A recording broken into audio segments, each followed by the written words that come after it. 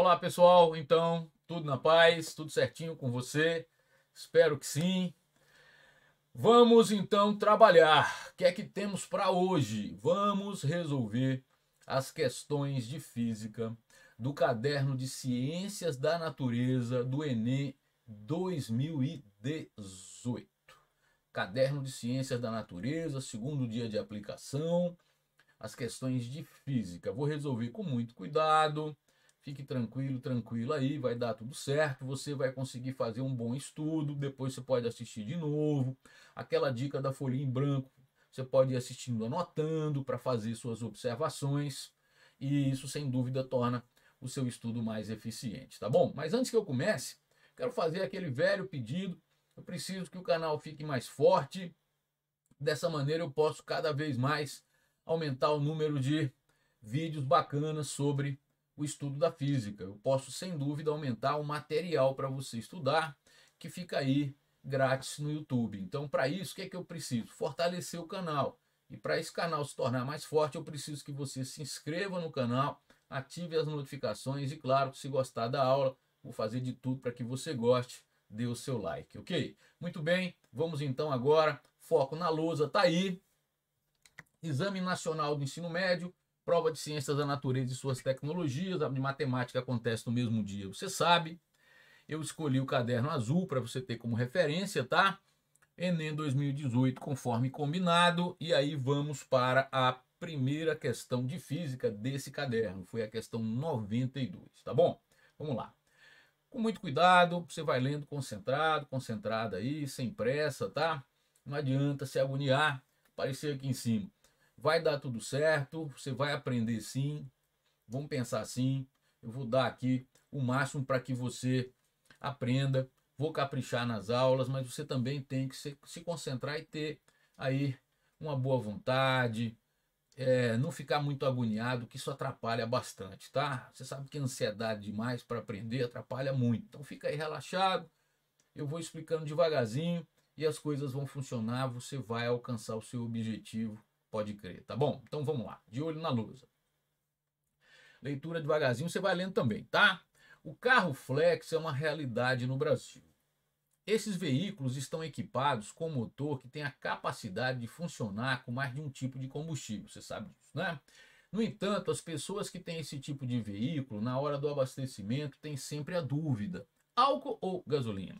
Para avaliar o consumo desses combustíveis, realizou-se um percurso com o veículo flex, consumindo 40 litros de gasolina, e no percurso de volta utilizou-se o etanol, tá, que é o álcool combustível, né? Foi considerado o mesmo consumo de energia tanto no percurso de ida quanto no de volta. Isso é importante, hein? Além dos 40 litros que foram consumidos de gasolina, tá? Aqui, ó, 40 litros consumidos de gasolina, momento que ele diz aqui. Para avaliar o consumo desses combustíveis, realizou-se um percurso com veículo flex, consumindo 40 litros de gasolina, e na volta utiliza-se o etanol. Agora, é importante aqui, ó, tanto na ida como na volta, você vai assumir que foi o mesmo consumo de energia. Isso é importante, tá? O mesmo consumo de energia. O quadro resume alguns dados aproximados sobre esses combustíveis. O que é que tem nessa tabela aí, nesse quadro? Primeira coluna tem o tipo de combustível, que é etanol ou gasolina. A segunda, a densidade em grama por mililitro, ou se preferir centímetro cúbico, né? Mililitro é o mesmo que centímetro cúbico, mas aqui ele usa o mililitro, tá bom? Então 0,8 grama por mililitro para etanol, 0,7 para gasolina. E a terceira e última coluna é o calor de combustão em quilocaloria por grama. Grama menos 1, você sabe que é o mesmo que dividido por grama. Esse menos é porque a combustão libera calor para o motor. Como eu já vou dizer que libera, eu não preciso dizer o menos, eu digo assim: cada grama de etanol, olha aí o primeiro valor, libera 6 quilocalorias por grama, né? Então cada grama de etanol libera 6 quilocalorias. E cada grama de gasolina libera 10 quilocalorias. Então, 6 quilocalorias para cada grama de etanol, 10 quilocalorias para cada grama de gasolina. Então, o calor de combustão da gasolina é maior. Muito bem. o volume de etanol combustível em litro consumido no percurso de volta é mais próximo de... Para que isso? Embora a questão termine aí, aqui em cima. Porque aí você, consumidor, você para o mesmo percurso, tá? Para o mesmo percurso, para o mesmo número de quilômetros, vamos pensar assim, você tem 40 litros de gasolina, vai descobrir o volume de álcool. E aí, a partir daí, claro, pelo valor do litro de cada um em reais, você vai saber qual que vale mais a pena para você. Se o volume de álcool custar mais do que o de gasolina, você vai de gasolina ou vice-versa. É isso. Só que a questão termina antes de você fazer a conta financeira. A questão termina quando você encontra o volume de etanol, tá bom? Então vamos lá. Essas grandezas que estão aí, pessoal, essas grandezas, a primeira, a densidade, o que ela representa? A densidade representa a massa pelo volume, não é assim? A densidade é a massa pelo volume. E o calor de combustão, que eu vou simbolizar por C, assim, maiúsculo, representa a quantidade de calor por cada unidade de massa. A quantidade de calor liberada, esse menos, é exclusivamente porque libera energia, tá? Não vou nem me preocupar mais com ele, certo? Muito bem. Então, a quantidade de calor por cada unidade de massa. Daqui, o que eu posso fazer? A massa, em função da densidade do volume, D vezes V.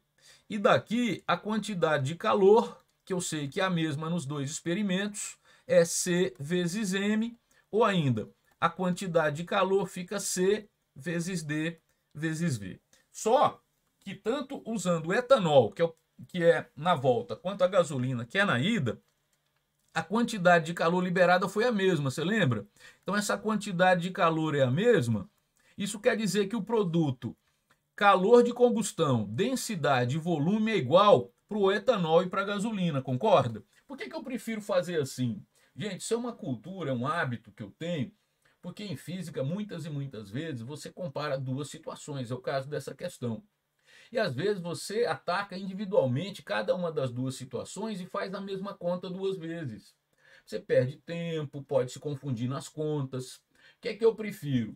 Você avaliar o que está acontecendo, ver o que é comum às duas situações e a partir daí criar a relação entre as variáveis. Foi isso que eu fiz. Como a quantidade de calor usada é a mesma, a energia usada é a mesma, o produto calor de combustão, densidade e volume é igual para etanol e para gasolina. Então, calor de combustão, manter aqui o padrão, tá? O calor de combustão da gasolina, a densidade da gasolina, volume da gasolina. O produto CDV, calor de combustão do etanol, densidade do etanol, o volume do etanol, não se esqueça, é isso que você quer, tá? Quantas unidades? Fique tranquilo, porque a unidade que você usar para o calor de combustão da gasolina, você vai usar para o etanol. Pode ver que nos dois casos é quilocaloria por grama. Para a densidade idem, nos dois casos, tanto para a gasolina como para o etanol, você vai usar grama por milímetro cúbico. Então, se você encontrou para a gasolina 40 litros, aqui você vai encontrar o volume de etanol também em litros. Vamos fazer a conta? Calor de combustão da gasolina, ajuda aí. 10. Densidade da gasolina, vai lá, 0,7.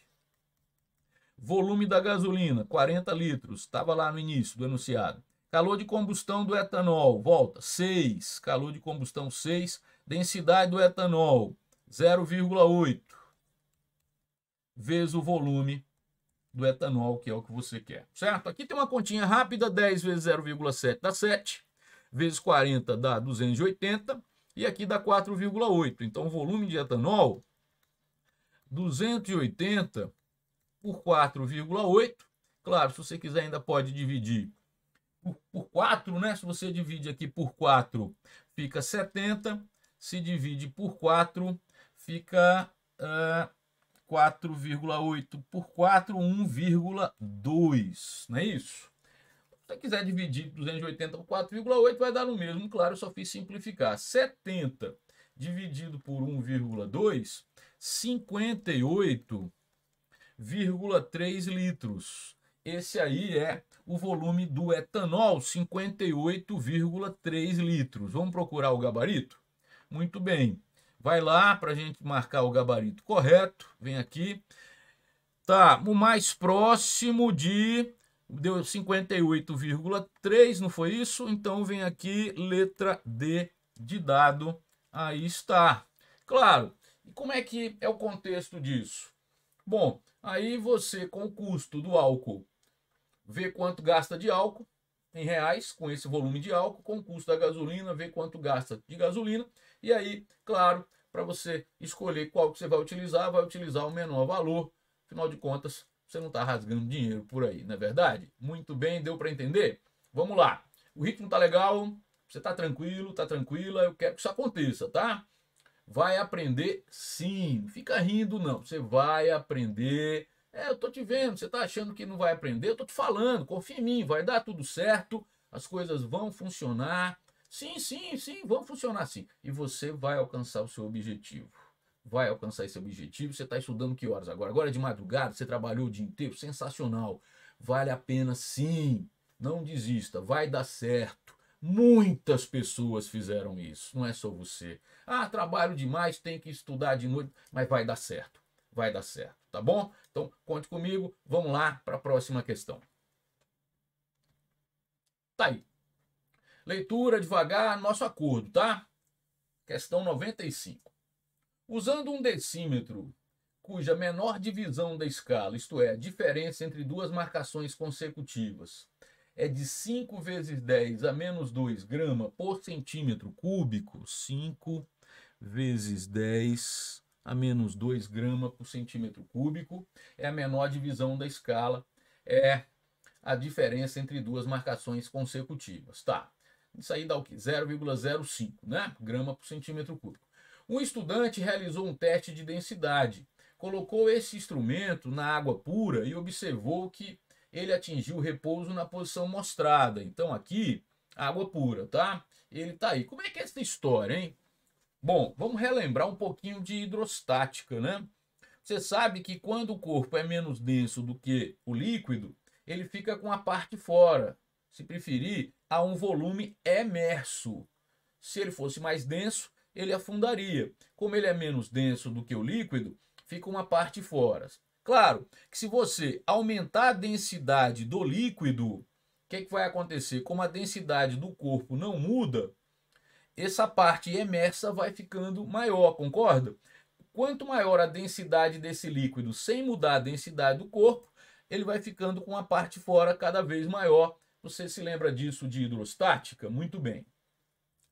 Em dois outros recipientes, A e B, contendo 2 litros de água pura de novo, em cada um ele adicionou 100 gramas e 200 gramas de NaCl, cloreto de sódio, respectivamente. O sal de cozinha conhecido das aulas de química, né? Isso aí é até um experimento que você utiliza aqui, ó, quando você está estudando eletricidade, para você provar que a água pura não conduz corrente elétrica, não é assim? Ela é isolante elétrica, mas aí em solução salina, você faz essa experiência usando lâmpadas, lembra disso? Só que a questão não tem nada a ver com isso, a questão trata de densidade, tá? Muito bem. Então, 2 litros para cada recipiente, no primeiro 100 gramas de cloreto de sódio, no segundo 200 gramas de cloreto de sódio, respectivamente. Quando o cloreto de sódio é adicionado à água pura, ocorre sua dissociação formando os íons de Na mais Cl-, comentávamos isso, né? Considere que esses íons ocupam os espaços intermoleculares na solução, então o volume total continua os 2 litros, tá? Só que agora é uma solução salina, certo? Muito bem, nesses recipientes a posição de equilíbrio do densímetro está representada em... Pessoal, olha só, nós vamos fazer umas continhas muito básicas, mas antes de fazer conta, tem água, o volume é o mesmo. Quando você vai acrescentar o cloreto de sódio, o volume não vai mudar. Densidade é massa sobre volume. O volume da mistura continua o mesmo, a massa da mistura ficou maior, a mistura está mais densa, concorda?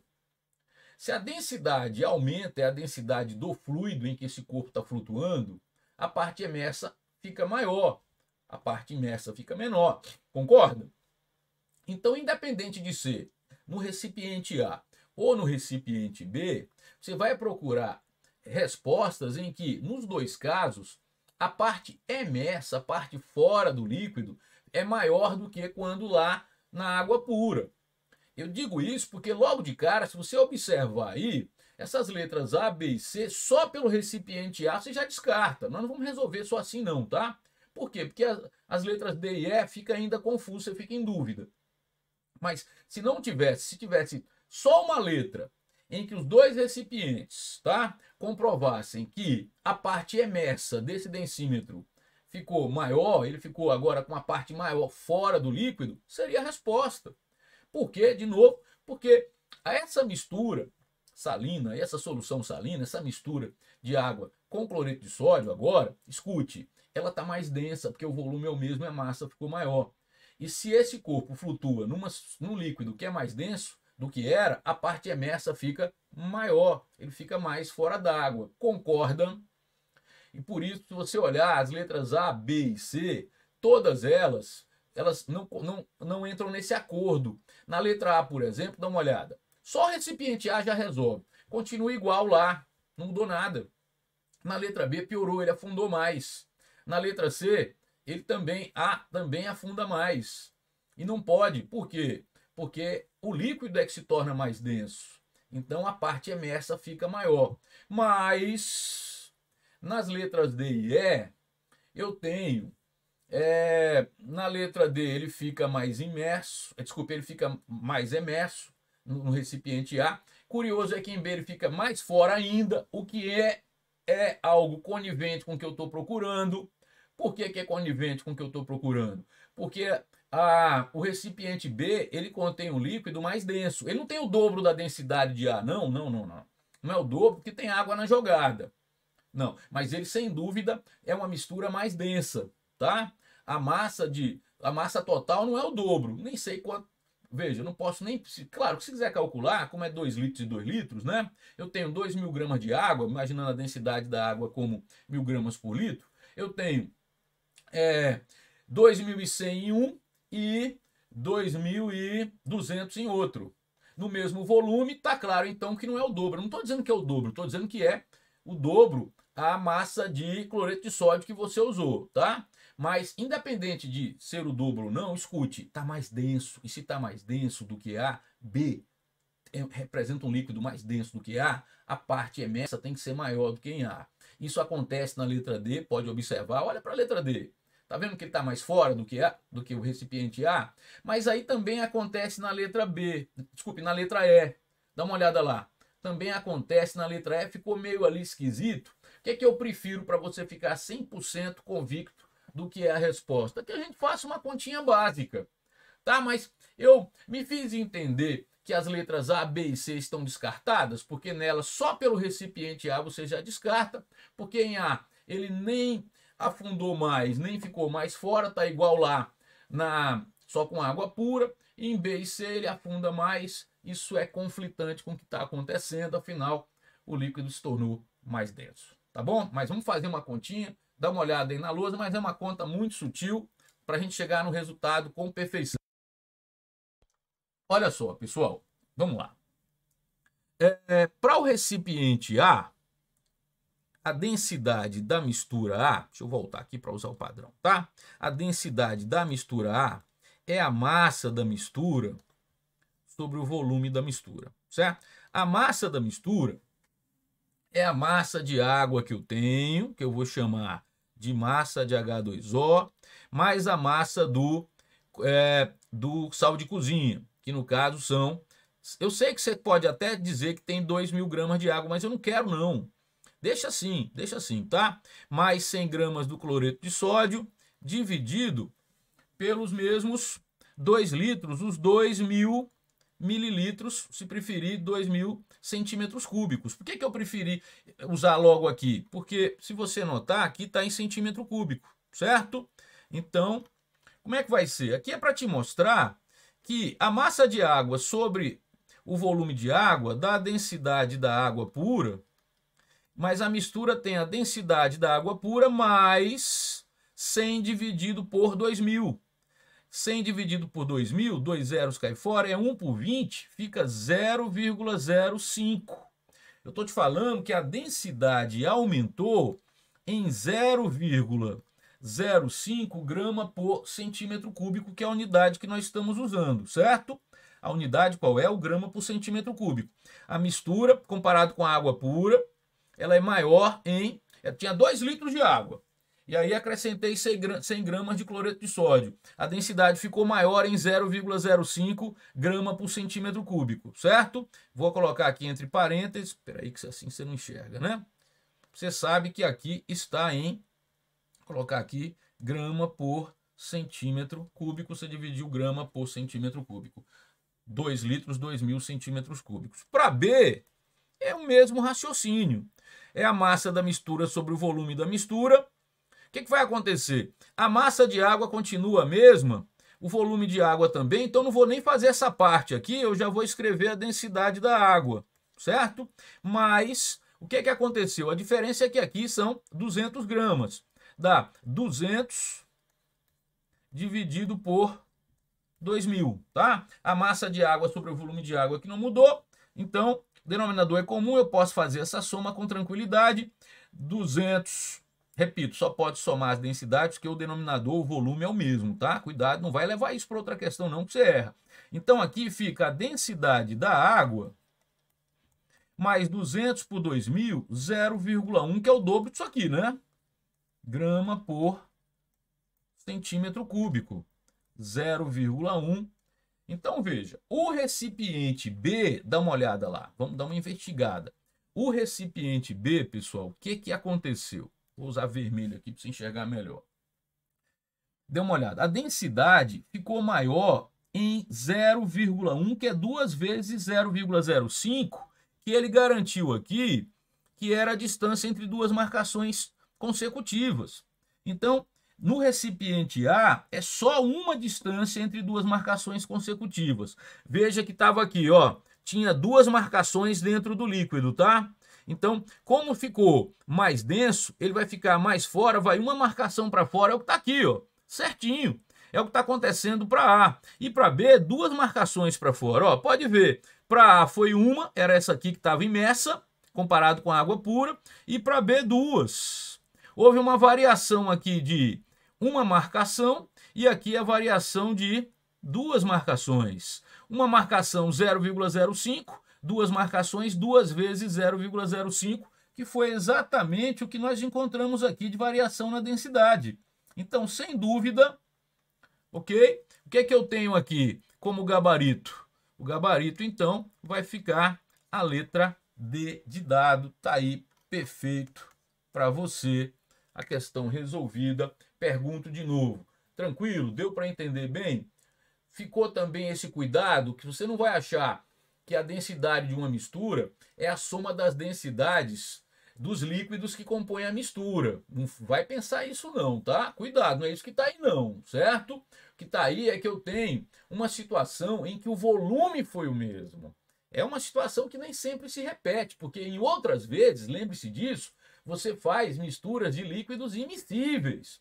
Aí o volume total muda, tá? Então fica também essa dica para você não levar essa ideia para outro caso que não tem absolutamente nada a ver. O volume é igual, então o que acontece? Eu aumentei a massa em quanto? Em 100 gramas no volume de 2 litros. Pronto, é a densidade a mais. 100 dividido por 2.000 deu 0,05 grama por centímetro cúbico, certo? No caso do recipiente B, 200 gramas. Ficou 200 por 2.000, 0,1. O dobro de 0,05.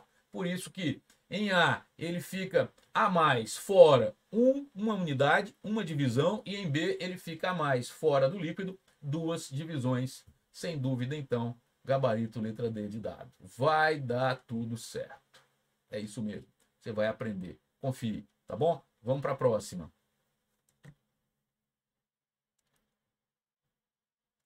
A tecnologia de comunicação da etiqueta RFID, chamada de etiqueta inteligente, é usada há anos para rastrear gado, vagões de trem, bagagem aérea e carros nos pedágios. O modelo mais barato dessas etiquetas pode funcionar sem baterias e é constituído por 3 componentes: um microprocessador de silício, uma bobina de metal feita de cobre ou de alumínio, que é enrolado em um padrão circular, e um encapsulador, que é um material de vidro ou polímero envolvendo o microprocessador e a bobina. Na presença de um campo de radiofrequência gerado pelo leitor, a etiqueta transmite sinais. A distância de leitura é determinada pelo tamanho da bobina e pela potência da onda de rádio emitida pelo leitor. Calma, respira. Você não pode, isso é uma dica que eu te dou, você não pode deixar sua autoestima diminuir durante a prova, tá? Isso interfere na sua segurança. Então não é porque você de repente começa a ler uma questão, encontra expressões que você de repente nunca viu, o cara fala tecnologia de comunicação de etiqueta, RFID. Caramba, eu não estudei isso, vou pular essa questão. Não, calma, o Enem tem muito disso. Isso aí é o perfil dos itens da prova. Um texto base buscando uma situação contextualizada. Isso é a prova é assim. Então você não pode se intimidar. Você vai ler e ter a certeza que no término da leitura vai ficar evidente o fenômeno físico que está em discussão, que é algo dentro que você estudou, que é o caso. O que tem aí? Tem uma bobina que vai sofrer a ação de um campo magnético. Eu vou te explicar isso. E aí nós vamos chegar na resposta com tranquilidade, tá? Então veja, o que está acontecendo? É assim, tudo isso tem a ver com uma lei chamada lei de Faraday, que eu vou te explicar com cuidado e depois eu vou ler cada uma das letras para a gente achar a resposta, tá? Mas tudo isso tem a ver com a lei de Faraday e é assim. Pessoal, quando um condutor está imerso num campo magnético, ele é atravessado pelo campo magnético, acontece uma grandeza física que se chama fluxo de campo magnético ou fluxo de indução magnética. Não é hora de calcular esse fluxo, não. Não vamos também encher aqui a nossa lousa de fórmula, tá? Mas quando o condutor é atravessado, e esse condutor é a bobina que está aí, esse conjunto de espiras, quando ele é atravessado por um campo magnético, então há um fluxo de indução magnética, certo? Agora, quando o campo magnético é variável, há uma variação no fluxo de indução. E uma lei chamada lei de Faraday, que aí essa eu faço questão de anotar para você, essa lei garante que se um condutor sofrer uma variação de fluxo com o passar do tempo, vai surgir uma força eletromotriz induzida. E essa força eletromotriz num condutor vai provocar uma corrente induzida. É isso que é a ideia fundamental dessa questão. Esse fenômeno se chama indução magnética. Que tal? Deixa eu anotar para você. É o seguinte, calma, fica tranquilo, tá? A lei de Faraday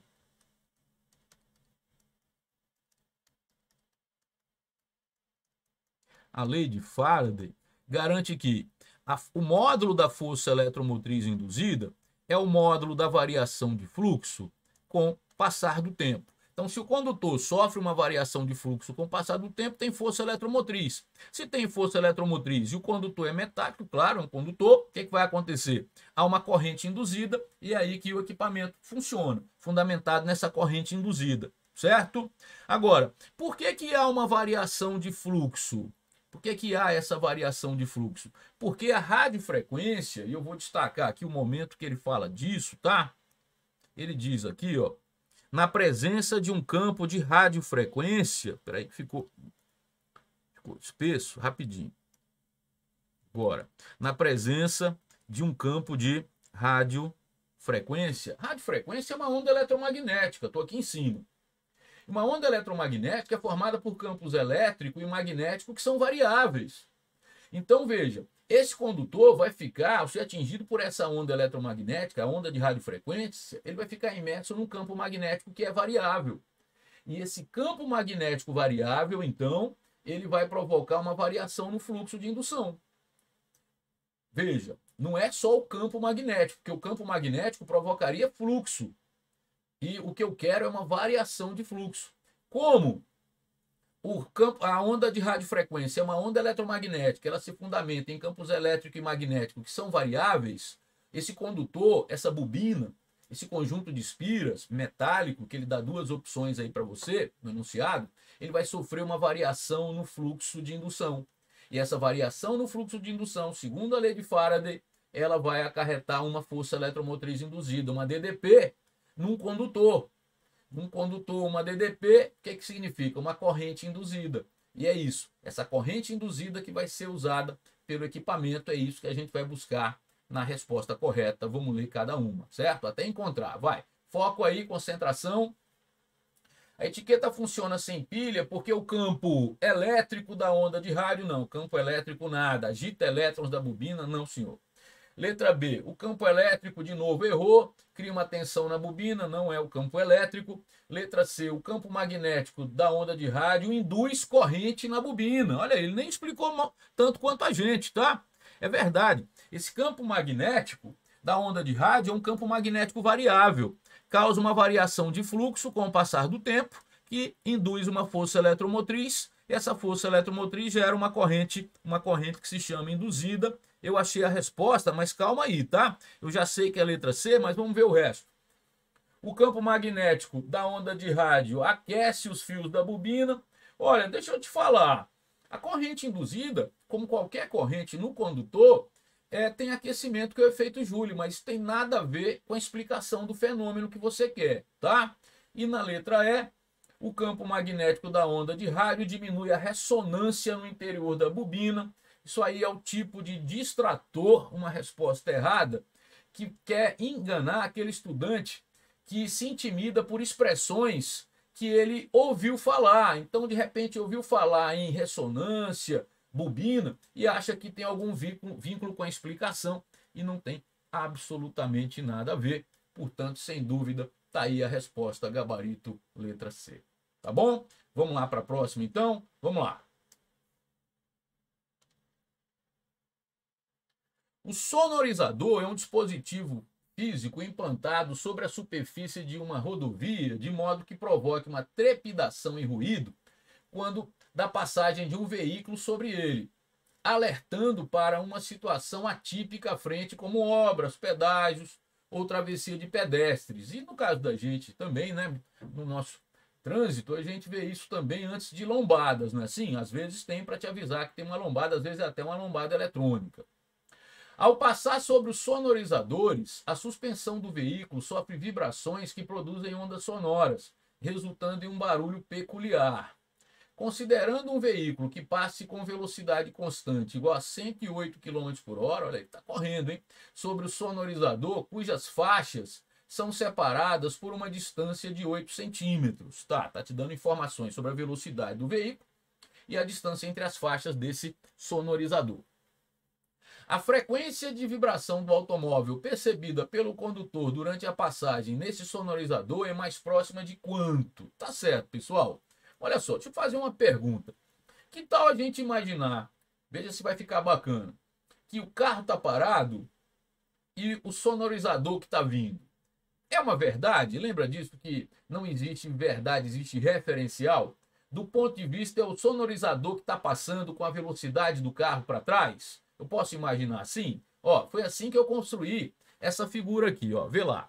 O carro está indo a 108 km por hora. Deixa eu destacar aqui. Ele diz que é 108 km por hora. Vou anotar isso, tá? Velocidade do carro, 108. Peraí, devagarzinho. 108 km por hora. Que todo mundo sabe que se dividir por 3,6 dá 30 metros por segundo. Só que do ponto de vista do carro, o que é que eu quero imaginar? Que é o sonorizador que está vindo a 30 metros por segundo. Com isso, ó, do ponto de vista do carro, é uma onda. Claro, é uma onda entre aspas, né? Porque a onda é a propagação de energia sem transporte de matéria, mas aqui, do ponto de vista do carro, é o sonorizador que se movimenta para trás. E o que eu tenho aqui, a distância entre as faixas, nada mais é, deixa eu colocar essa velocidade aqui embaixo, para ficar melhor de representar, não poluir, para ficar melhor de representar a distância entre as faixas para você. Então, para o carro, é o sonorizador que vem a 30 metros por segundo e a distância entre essas faixas seria, para minha onda, né? Ó, entre aspas, a distância entre duas cristas sucessivas, ou seja, o comprimento de onda. Não fica legal pensar assim? Fica bem mais fácil de entender, não fica? Claro que tem outra maneira, que é pensar no tempo que o pneu atinge duas faixas consecutivas, que vai ser o período, você vai usar o movimento uniforme aqui. Você pode fazer também por outro caminho, tá? O tempo que o pneu leva para atingir duas faixas consecutivas, você tem a velocidade do carro, as faixas estão em repouso, você usa o movimento uniforme, esse tempo vai ser o período, você faz o inverso, acha a frequência, dá perfeito. Você pode fazer assim. Mas eu gosto dessa ideia, de imaginar que do ponto de vista do carro está passando uma onda. Porque do ponto de vista do carro é o sonorizador que vem. Que tal? E aí eu tenho um comprimento de onda, entre aspas, lambda, que é a distância entre as faixas, que ele dá de 8 centímetros, e a velocidade de 30 metros por segundo. Assim, eu posso resolver com essa onda, entre aspas, fazendo uso da equação fundamental das ondas periódicas, V lambda F, certo? A velocidade em metro por segundo, 30. O comprimento de onda, que é a distância entre as faixas, 8 centímetros, 8 vezes 10 a menos 2 metros. Então, estou usando o comprimento de onda em metro. E aqui a frequência. Vou achar se a velocidade está em metro por segundo, o comprimento de onda está em metro, eu acho a frequência em por segundo, que é o hertz, não é assim? Então, 10 a menos 2 vem para cá, essa frequência vai ficar, numerador, 30 vezes 100, 3.000, dividido por 8. Pessoal, 3.000 por 2 dá 1.500, por 2 dá 750, por 2 de novo, 375 Hz. Aí está. Vamos procurar o gabarito. 375, letra C. Olha, repito para você, vou até aparecer aqui em cima de novo. O período é nada mais, nada menos que o tempo que o pneu leva entre uma tarde e outra. Você pode calcular esse período. E aí você tem um deslocamento e a velocidade do carro, ΔS sobre ΔT. E depois, ΔS você tem 8 centímetros, 8 vezes 10 a menos 2 metros, a velocidade do carro 30. Esse é o período, faz o inverso, tem a frequência. A conta é a mesma, só que eu gosto de dar uma interpretação que faça vincular mais ao entendimento da física. Eu preferi resolver assim. O que é que você achou? Se gostou? Ótimo. Não se esqueça, se inscreva no nosso canal, ative as notificações. Preciso que você deixe o nosso canal mais forte, tá? Vou passar para uma próxima questão. Vamos lá, juntos, tá? Vai dar tudo certo. Vai dar tudo certo. Olha só. Vamos lá. As pessoas que utilizam objetos cujo princípio de funcionamento é o mesmo das alavancas aplicam uma força chamada força potente em um dado ponto da barra para superar ou equilibrar uma segunda força chamada de resistente em outro ponto da barra. Eu posso até rever isso com você agora, tá? Para quem está esquecido sobre o que é uma alavanca, eu faço aqui contigo. Por causa das diferentes distâncias entre os pontos de aplicação das forças, potente e resistente, os seus efeitos também são diferentes. A figura mostra alguns exemplos desses objetos: o alicate, a pinça, o carrinho de mão, o quebra-nozes e o abridor de garrafa. Em qual dos objetos a força potente é maior que a força resistente? A força potente é maior que a força resistente. Quer relembrar o conceito aqui de alavanca, devagarzinho aqui comigo? Olha só, deixa eu desenhar uma barra aqui. Ó, uma barra, tá? Tem um ponto de apoio. O ponto de apoio, nesse meu exemplo, vai ser aqui, tá? Ponto de apoio, fulcro, certo? Tem um objeto que está apoiado. Deixa eu desenhar aqui esse objeto. Vamos colocar assim, ó. Isso é só um exemplo. Depois eu mudo aqui de lugar para te mostrar os tipos diferentes de alavancas. Vai valer a pena, tá? Para quem está enferrujado. E aqui eu vou equilibrar essa barra aplicando aqui uma força, ó. Vou usar vermelho aqui. Eu estou aplicando essa força, é a força potente. O objeto aplica uma força resistente. E aqui está o ponto de apoio, polo ou fulcro, certo? Veja que o braço é a distância de cada força a esse ponto de apoio. Então, nesse caso dessa alavanca, você sabe o nome dela? Você se lembra aqui, ó? Deixa eu ficar maior aqui para você.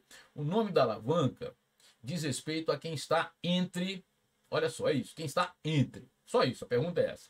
O que eu tenho? O ponto fixo e a força resistente. Quem está entre o ponto fixo e a força resistente e a força potente?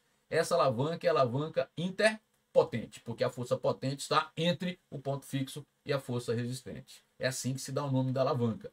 A força potente está entre o ponto fixo e a força resistente, certo? É claro que você pode mudar de lugar, tá? E eu vou fazer uns rascunhos aqui, mas depois eu apago, tá? Senão vai poluir demais. Mas você pode desenhar aqui, ó, uma revisão de alavanca para você. Ó, um objeto aqui e você está equilibrando aqui força potente, força resistente, o ponto fixo. Que alavanca é essa? Quem que está entre o ponto fixo? Então é interfixa. Está aqui o braço potente, que é a distância da força potente até o ponto fixo, até o polo, e o braço resistente, certo? Então essa aqui, no meu desenho, é a alavanca interpotente, essa aqui é interfixa, e vou apagar para não poluir, desenhar mais um e depois eu apago, tá? Se não polui demais a nossa resolução. De novo, a barra está aqui. O ponto fixo já esteve entre, a força potente já esteve entre, agora eu vou colocar a força resistente entre os outros dois elementos, e está aqui a força potente. A força resistente está entre o ponto fixo e a força potente. Que alavanca é essa? A alavanca vai interresistente. Perfeito. Esse aqui seria o braço resistente, distância da força resistente até o polo, e aqui o braço potente. Relembrou? Só quis relembrar contigo, tá? Depois, claro, eu posso fazer uma aula só de alavancas, tá? Para isso, claro, você tem que me ajudar a tornar o canal mais forte, certo? Mas eu posso sim fazer uma aula só de alavancas. Não é o caso aqui, não é a intenção. Vamos lá então. Essa aqui, essa alavanca, no meu exemplo, né, a força potente está entre a força resistente e o ponto fixo. Cadê o braço potente? É a distância da força potente até o polo. Deixa eu desenhar aqui para você, usar azul. O braço potente, DP, e aqui está o braço resistente, certo? O DR. Aí, se a alavanca está em equilíbrio, pessoal, preste atenção agora. Se a alavanca está em equilíbrio, se a barra está em equilíbrio, os momentos são iguais, certo? Se os momentos são iguais, o produto força vezes braço é igual. Se o produto força vezes braço é igual, se o braço é maior, a força é menor. Se o braço é menor, a força é maior. Entende? Se o momento resultante é nulo, porque a alavanca está em equilíbrio, significa que a força vezes braço é igual. Os momentos em módulo são iguais. Se a força vezes o braço é igual, se o braço é maior, a força é menor. Se o braço é menor, a força é maior. Certo? É isso que eu vou usar. Tá? Então vamos lá. Pinça. Aí o que eu fiz? Eu coloquei escondido aqui, para ficar bem legal para você. Deixa eu ver se eu consigo achar aqui. Cadê? Deixa eu usar aqui o mouse. Cadê? Rapidinho. Porque essa figura aí original, que eu mantenho sempre as provas originais, né? Lembra disso? Sumiu? Não é possível. Será que está na outra página? Tá na outra página. Eu vou usar aqui, tá? Ó. Aí está, eu coloquei escondido uma pinça melhor pra gente aqui, tá muito poluída a figura, tem coisas que não estão nítidas aqui, e eu quero caprichar na resolução para você, tá? Aqui foi a explicação sobre a alavanca, tá? E aqui eu vou te mostrar a pinça. Pinça, o objeto que você vai segurar, ele tá aqui, né? Então, aqui é a força resistente, o ponto fixo ou fulcro é aqui é o braço resistente. E você executa a força aqui no meio. Então, se a força potente está aqui, esse é o braço resistente, concorda? Aí veja aqui, o que acontece? Dá uma olhada, desculpe. Calma, que o braço é até o polo, né? Aí tá feio. Tá feio, não é? Agora, vamos fazer direitinho aqui, senão você reclama. Até o polo, braço potente, certo? Então, a força resistente aqui, o braço resistente, a força potente, o braço potente. Como o momento resultante é igual àquela história, o momento resultante é nulo, na verdade, né? Então, os momentos da força resistente e da força potente são iguais. O que é que acontece? A força vezes braço é igual. A força resistente vezes o braço resistente é a força potente vezes o braço potente. Como o braço potente é menor do que o resistente, a força potente tem que ser maior do que a força resistente, entende? O produto é igual porque o momento resultante é nulo, o produto dos momentos de cada uma dessas forças é igual porque o momento resultante é nulo, já que está em equilíbrio. Então, se o braço é maior, a força, se o braço é menor, o braço potente, no caso da pinça, vou anotar, ele é menor do que o braço resistente. Então, a força potente é maior do que a força resistente. E é isso que ele quer. Por coincidência, a letra A, eu vou te mostrar as outras, tá? Eu quero que a questão seja um aprendizado maior para você. Mas é isso que ele quer. Ele quer que a força potente seja maior do que a força resistente. Ó, então, logo de cara já achamos o gabarito. Onde é? É na pinça, que é uma alavanca. Quem que está entre, né, a força potente é uma alavanca interpotente, certo? Agora, quer ver o resto? Tá, eu deixei aqui para a gente transformar a questão numa questão melhor. Ó, o alicate, vem aqui. Ó, aqui está o objeto que você vai apertar ou segurar, né? O ponto fixo está aqui, por isso que é uma alavanca interfixa. Aqui é o braço resistente e aqui é onde você aplica a força potente. Logo, o braço potente é esse, ó. Veja que o braço potente é maior do que o resistente, então a força potente é menor que a força resistente, não satisfaz o que ele quer. Gostou? Que alavanca é essa aqui? Interfixa. Vamos outro, tá aqui escondido. Quem que tá aí? Quebra-nozes. Onde é que vai ficar a força resistente? Fica aqui, né? Não é aqui assim, ó? O ponto fixo tá aqui. A força resistente é aqui, então esse é o braço resistente. Você aplica a força potente aqui na extremidade. Olha o braço potente como é maior. Se o braço potente é maior, a força potente é menor do que a força resistente e não satisfaz. Viu lá? Quer mais? Sim, eu tive cuidado de colocar cada um deles. Carrinho de mão. Vamos lá no carrinho de mão. O ponto fixo está aqui, né? No solo, ó, onde o pneu está apoiado. O objeto que resiste está aqui. Então, esse vai ser o braço resistente. E você aplica a força potente aqui. O braço potente é maior. Se o braço potente é maior, a força potente é menor que a força resistente. Certo? E o que mais que tem aí? Tem o que mais? O abridor de garrafa. Né? Como é que é? O que resiste está aqui, né? O que resiste está aqui, está apoiado numa ponta, né? Está apoiado o ponto de apoio aqui. O que resiste à tampa que você vai erguer está aqui, a parte da tampa que você ergue. Então, esse aqui é o braço resistente e você aplica a força potente aqui.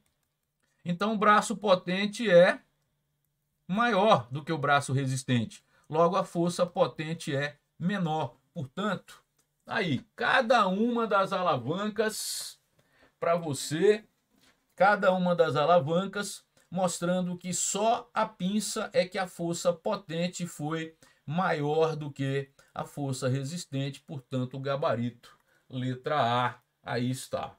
Gostou de eu continuar resolvendo? Você não acha que, já que é uma... Veja, sua intenção não é acertar a questão, porque você não está fazendo a prova para valer. Vê se você concorda comigo.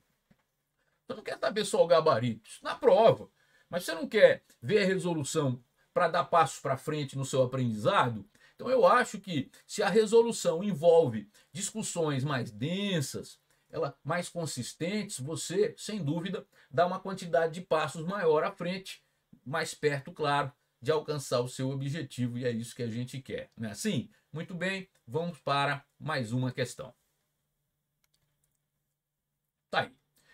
Ao pesquisar um resistor feito de um novo tipo de material, um cientista observou o comportamento mostrado no gráfico tensão versus corrente. Está aí o comportamento. Após a análise do gráfico, ele concluiu que a tensão em função da corrente é dada pela equação V igual a 10i mais i ao quadrado. Por isso que ficou uma parábola aqui, né? V igual a, deixa eu anotar aqui, 10i mais i ao quadrado. V em função de 10i. Peraí, volta. Peraí que eu já anotei errado. 10 vezes i mais i ao quadrado. Certo? O gráfico da resistência R do resistor em função da corrente I, qual é? Então, veja, ele te deu a função V versus I e quer agora que você encontre o gráfico da resistência em função da corrente. Não vai ser difícil, não. Basta você se lembrar que V é R vezes I. Você se lembra disso? Ao substituir isso aqui, como é que fica? R vezes I igual a 10 vezes I mais I ao quadrado. Como I é diferente de zero, eu posso dividir todo mundo por I. E aí fica como? R igual a 10 mais I. Agora é a resistência em função da corrente. A resistência está no eixo Y, a corrente no eixo X. Essa função é uma função do gênero Y igual a B mais A vezes X. Está claro para você? Onde B não é o coeficiente linear, que é onde a reta corta o eixo Y, é 10. Então está cortando acima da origem, né? E A é quem multiplica X, que no caso aqui é mais 1. Garantindo, então, coeficiente angular positivo. Isso quer dizer que é uma reta crescente. É reta porque a função aqui é do primeiro grau, o número 1 que está invisível aqui. Então é uma função do primeiro grau, é uma reta inclinada, não passa pela origem, porque B é diferente de zero. A reta vai cortar R acima do zero e é crescente porque o coeficiente angular, que é quem multiplica x, aqui é mais 1, é positivo. Então eu procuro uma reta crescente cortando R acima da origem. Uma reta crescente, aqui é constante, não é. Aqui é uma curva, não é. É uma reta, mas passa pela origem, não serve. Aqui sim uma reta crescente cortando o eixo R acima da origem. Portanto, gabarito, letra D de dado. Aí está. Que tal? Deu para entender bem? Tá legal? Tá gostando? Viva! Tô caprichando. Quero que você aprenda. Vamos fazer de tudo para que você se torne cada vez melhor em física, para você detonar, destruir a prova, tá bom? Vamos lá? Vamos para a próxima? Muitos smartphones e tablets não precisam mais de teclas, uma vez que todos os comandos podem ser dados ao se pressionar a própria tela. Inicialmente, essa tecnologia foi proporcionada por meio de telas resistivas, formadas basicamente por duas camadas de material condutor transparente que não se encostam até que alguém as pressione, modificando a resistência total do circuito de acordo com o ponto onde ocorre o toque. A imagem é uma simplificação do circuito formado pelas placas em que A e B representam os pontos onde o circuito pode ser fechado por meio de um toque, o A ou B. Qual é a resistência equivalente no circuito provocada por um toque que fecha o circuito no ponto A? Vai fechar o circuito no ponto A, aqui, ó.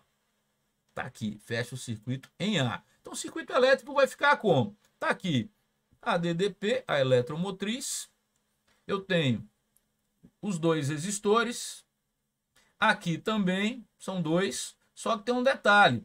Esse aqui vai estar fora porque o circuito elétrico ele está fechado aqui, ó.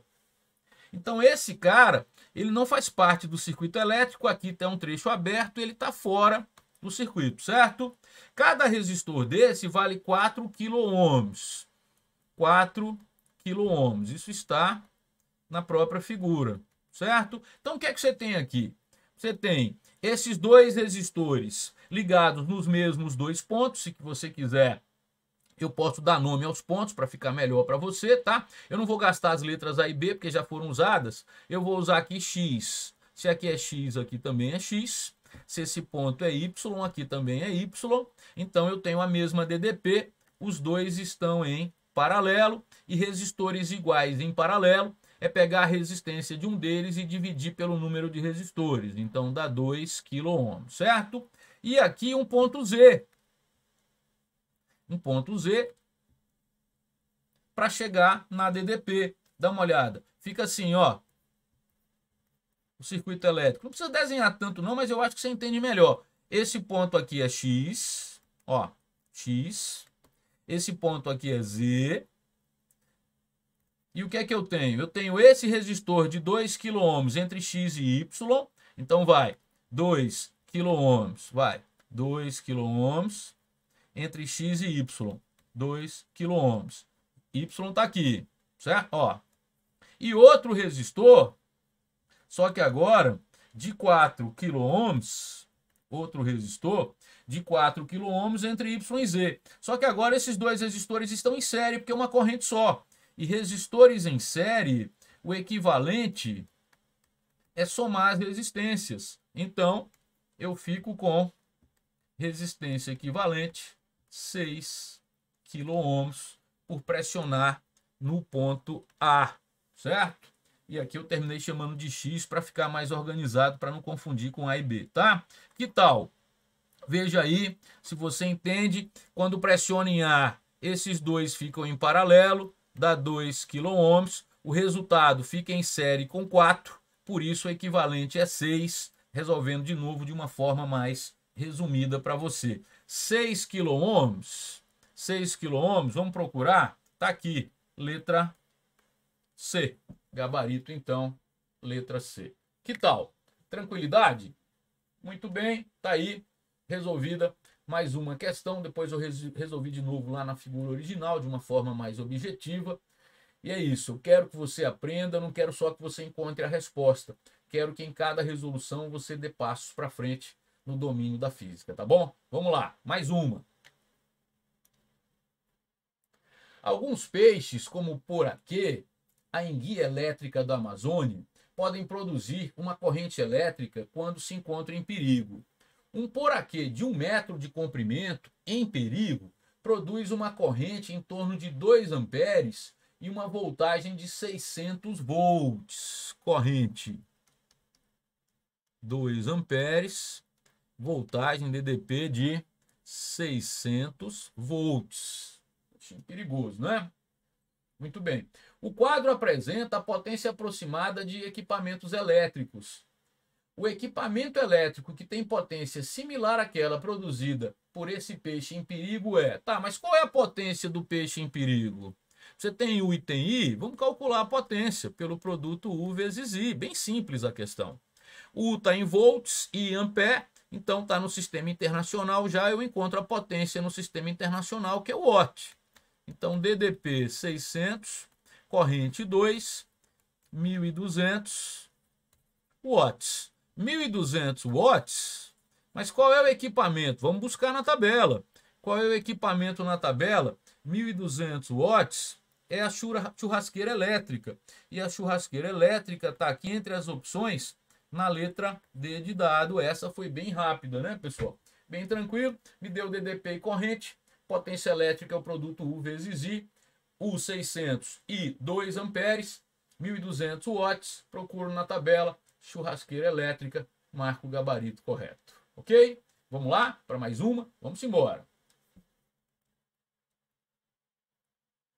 Tá aí. Aquela história. Não posso me intimidar por expressões diferentes, técnicas ao longo do enunciado, como já aconteceu na resolução dessa prova. Tamanho de enunciado, tamanho dos distratores, figuras que de repente eu nunca as vi, mas não, isso aí é a prova é assim. Porém, a confiança de que você se preparou e que ao longo da leitura você vai perceber qual é o fenômeno físico que está em discussão e vai chegar na resposta correta, certo? Não se intimide, você não pode ter durante a prova uma baixa na sua autoestima, isso vai te prejudicar, não vamos deixar acontecer. Vamos embora. Então vamos lá. Nos manuais de instalação de equipamentos de som, há o alerta aos usuários para que observem a correta polaridade dos fios ao realizarem as conexões das caixas de som. Acho que você já fez isso, não sei se você já ligou uma caixa de som no equipamento. As figuras ilustram o esquema de conexão das caixas de som de um equipamento de som mono, no qual os alto-falantes emitem as mesmas ondas. No primeiro caso, a ligação obedece às especificações do fabricante e no segundo mostra uma ligação na qual a polaridade está invertida. Então ele diz aí na figura, polaridade correta, positivo no positivo, negativo no negativo, tanto no alto-falante da esquerda quanto no da direita, tá bom? Já a polaridade invertida, veja, o alto-falante da esquerda está correto, positivo no positivo, negativo no negativo, mas o alto-falante da direita, ele inverteu lá, e ligou o positivo no negativo no negativo, né? Ele fez a ligação invertida, e daí? O que ocorre com os alto-falantes E e D se forem conectados de acordo com o segundo esquema? Pessoal, é o seguinte, quando você liga invertido, a polaridade invertida, isso não altera a frequência. Esses dois alto-falantes, eles vão continuar como fontes de ondas sonoras, ok? A frequência emitida é a mesma, porque estão emitindo sons iguais, ele garante isso. Se você ligar corretamente, que é o caso do primeiro esquema, o que vai acontecer? os alto-falantes ligados corretamente, eles ficam em fase. As fontes ficam em fase. Se você ligar um de forma correta e o outro de forma errada, você inverte uma fase, gera uma diferença de fase entre as fontes. Elas estão em oposição de fase e o que vai acontecer? Aí você tem que se lembrar rapidinho de uma parte teórica, eu posso relembrar contigo aqui. Quer relembrar isso? Eu acho que vale a pena, não é só chegar na resposta, né? Você se lembra, isso aqui é a teoria de interferências de ondas bitridimensionais. Quando você tem duas fontes que emitem ondas de mesma frequência, mesmo se a mesma frequência é o mesmo período, como se propagam no mesmo meio é a mesma velocidade, a velocidade da onda depende do meio, né? Assim, estou aqui em cima. Então, a frequência sendo a mesma, a velocidade sendo a mesma, o comprimento de onda também é o mesmo. O que é que pode ser diferente? Elas podem concordar na fase ou ter oposição de fase, certo? Muito bem. Se aqui é um ponto onde essas ondas se interferem, vamos relembrar isso, ó. Da fonte 1 até esse ponto P, a onda percorreu um deslocamento 1, da fonte 2 até o ponto P, um deslocamento D2. E o que é que a teoria do assunto garante? Que a diferença entre esses deslocamentos, nesse caso aqui D1 menos D2, é N vezes lambda sobre 2, certo? Isso aí, você não vai fazer conta não, só estou querendo relembrar a teoria para você entender melhor qual é a alternativa correta, tá? Olha para mim. A diferença entre os deslocamentos vai ser N vezes lambda sobre 2, onde esse N, pessoal, você busca num conjunto de números pares ou ímpares, dependendo de duas características. É assim, você tem que observar se as fontes estão em fase ou em oposição de fase, e se você quer que no ponto P seja uma interferência construtiva ou destrutiva. Se for em fase e a interferência construtiva, N é par. Se for em fase interferência destrutiva, N é ímpar, certo? Fase construtiva, N é par. Fase destrutiva, N é ímpar. Mas se for em oposição de fase, troca. Construtiva, N passa a ser ímpar e destrutiva, N passa a ser par, ok? Se for construtiva em fase, o que vai acontecer? N é par. Se for construtiva em oposição de fase, N é ímpar. Se for destrutiva em fase, N é ímpar. Se for destrutiva em oposição de fase, N é par. Se for ímpar, 1, 3, 5, 7, certo? Os números são esses. Se for par 0, 2, 4, 6, o que acontece aí? Veja, você tem oposição de fase. Se for oposição de fase, a interferência destrutiva, N é par. Qual é o primeiro número? É 0. O que significa isso? Significa que o delta D é 0, significa que D1 é igual a D2, significa que a mesma distância das fontes é que essa interferência acontece. Então, escute, se elas estão em oposição de fase, a mesma distância das fontes vai acontecer uma interferência destrutiva. Entende isso? Essa equação nós não vamos usar na prática, não fazer conta não, mas eu acho que você entende melhor se eu te explico assim. Agora vamos lá para as opções de resposta, certo? Agora, gente, o VLWS, ele não enxerga mais do mesmo jeito, tá? Você me permite aumentar aqui um pouquinho essas letras, tá? Depois eu até diminuo para não ficar por cima da resolução, tá bom? Desculpa aí, tá? Vamos lá. Ocorre que os alto-falantes E e D, se forem conectados de acordo com o segundo esquema, que é quando os alto-falantes ficam em oposição de fase, vamos ver. Letra A, o alto-falante E funciona normalmente, o alto-falante D entra em curto-circuito, não emite som, não vai emitir, mas numa fase diferente do primeiro. Letra B, o alto-falante E emite ondas sonoras com frequências ligeiramente diferentes, não, porque a frequência é igual, tá? Letra C, o alto-falante E, sim, se acontecesse frequências ligeiramente diferentes, que não acontece, aí as interferências provocariam o batimento sonoro, sim. Mas não é o caso, tá? Não é o caso. Você já estudou essa teoria do batimento sonoro? Muito bem. Mas não é o caso que as frequências são iguais, certo? Aqui, ó. A letra C, se as frequências fossem ligeiramente diferentes, provoca o batimento sonoro. É um fenômeno. Não é o caso que as frequências são iguais. A diferença está na fase, certo?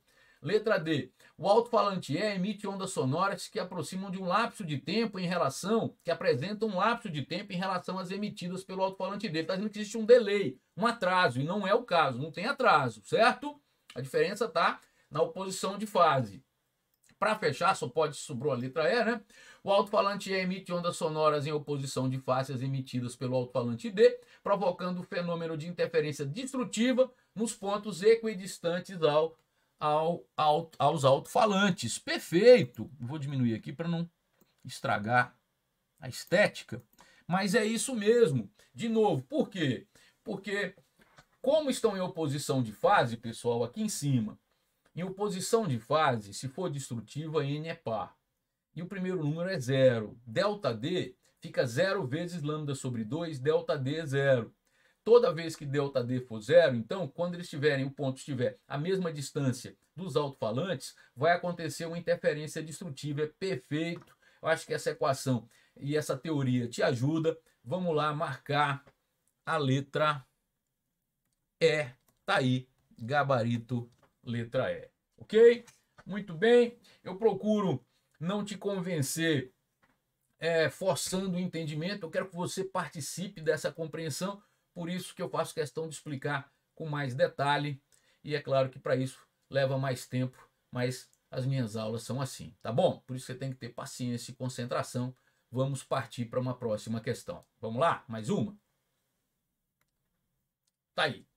Visando a melhoria estética de um veículo, o vendedor de uma loja sugere ao consumidor que ele troque as rodas de seu automóvel de aro 15 polegadas para aro 17 polegadas, o que corresponde a um diâmetro maior do conjunto de rodas e pneu. Duas consequências provocadas por essa troca de aro são, gente, vou ficar até maior aqui, ó. Quando o carro foi dimensionado, tudo no carro foi dimensionado com o pneu com o diâmetro original, certo? Então o carro tem uma estabilidade que foi projetada pelo fabricante para um diâmetro original, para um centro de gravidade, o centro de massa do carro com uma certa altitude, certo? A partir do momento que você usa uma roda com diâmetro maior, você aumenta a altura do centro de gravidade, que nesse caso coincide com o centro de massa. Então o que vai acontecer? Você aumenta a instabilidade do carro, o carro fica mais instável, sem dúvida, já tem o primeiro problema. O segundo é que o velocímetro do carro, ele está vinculado à velocidade angular das rodas, a quantidade de voltas que a roda executa num certo tempo. O velocímetro está preso a isso. Então, quando você aumenta o diâmetro, você passa para cada volta executada pelo carro, uma distância percorrida, para cada volta executada pela roda, o carro percorre uma distância maior. Isso quer dizer que, embora o velocímetro esteja indicando uma velocidade, porque a quantidade de voltas por tempo é a mesma, como você aumentou o diâmetro da roda, o carro está executando uma velocidade linear maior. Você entende isso? Olha o que eu estou te falando. Aquela história não precisa de conta, é só para ficar mais contextualizado para você. A velocidade angular é a linear vezes o raio, não é assim? A angular não vai mudar.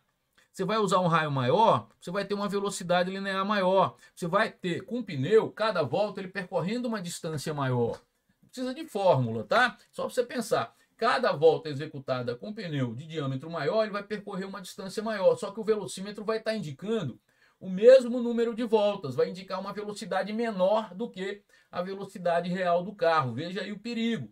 Então, de repente, está passando por uma lombada eletrônica que diz que a maior velocidade é 40 km por hora, o velocímetro está indicando 40 km por hora, e por essa troca de rodas, você está acima da velocidade limite, vai ser multado quando pode até causar um acidente e você não quer isso, né? Então tem que manter, moral da história, manter as rodas com o diâmetro original. Esse é o contexto. Vamos procurar as respostas, então? Deu para entender? Vamos lá. Duas consequências provocadas por essa troca de aro são elevar a posição do centro de massa do veículo, tornando-o mais instável, perfeito, aumentar a velocidade do automóvel em relação à indicada no velocímetro. Já acabou. Já acabou, é isso aí mesmo. A velocidade do automóvel, comparada com a do velocímetro, é maior, porque o velocímetro indica a velocidade que está vinculada à velocidade angular, ao número de voltas que a roda executa, certo? Wendel, mas na explicação você falou de centro de gravidade. Porque num campo gravitacional uniforme, pessoal, o centro de gravidade e o centro de massa coincidem.